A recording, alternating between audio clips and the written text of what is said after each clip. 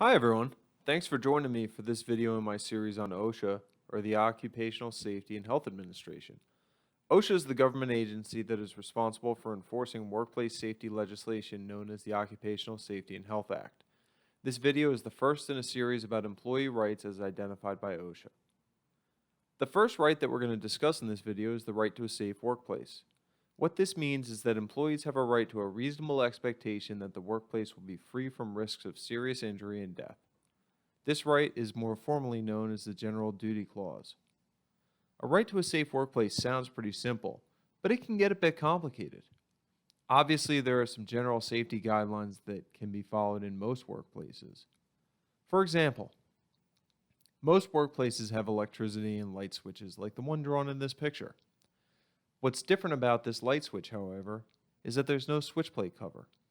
Because of this, we can see some exposed wires on the side of the switch.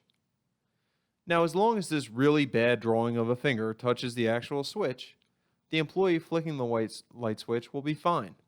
If the finger touches the side of the switch, however, the employee is going to get seriously injured. Alternatively, the employer could simply just put a cover over the switch. In most job situations, this does not place an excessive demand on the employer, and it helps to protect the employees from exposed wires. As you can see in this case, even if the employee's finger misses the switch, the employee is not at risk of touching a wire.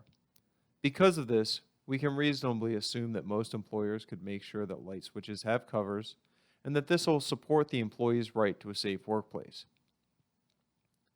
What's reasonable for a safe workplace isn't so easy to define, however.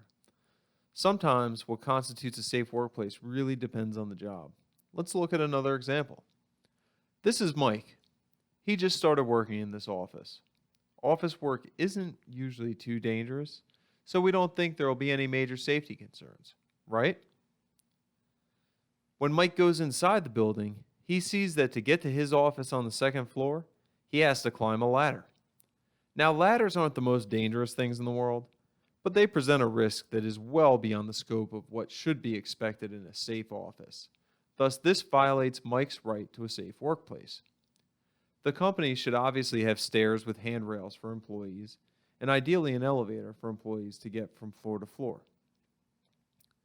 Now let's meet Ron. He works in the park department, and it's his job to trim the dead branches off the trees. If we apply the safety standards from Mike's office job to Ron's job in the park, we would have to build staircases up to all of the trees. That would be ridiculous, and it's definitely not practical. Ron will probably have to use a ladder to do his job. This will be more dangerous than climbing a stationary set of stairs, but the level of risk associated with different jobs varies.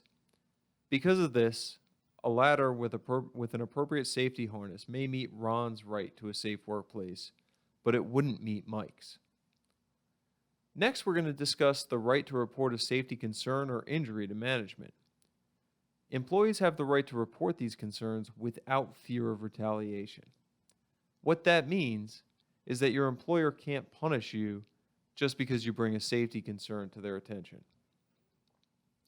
Let's go back to our example with Mike. In this example, let's say that Mike brings up his safety concern about the safety of these ladders to his boss, Dave. If Dave responds by moving Mike's office to the third floor so that he has to climb another ladder, he has punished Mike for reporting a safety concern. This violates Mike's right to report a concern without fear of retaliation. Instead, Dave should assure Mike that he will look into the concern. The third and final employee right that we'll cover in this lesson is the right to file a complaint for retaliation. Because of this right, if Dave did move Mike's office to the third floor, Mike would have the ability to file a complaint with OSHA. There are a few things that employees need to remember when filing a retaliation complaint with OSHA. First, the complaint must be filed within 30 days of the retaliation. This is done by contacting OSHA. Employees can contact OSHA by phone, traditional mail, or online. Let's quickly summarize the rights we discussed in this video. First, employees have a right to a safe workplace, or a workplace where they're reasonably protected from risks of serious injury or death. Second, employees have a right to report concerns about their safety to management, and they should be able to do so without fear of retaliation.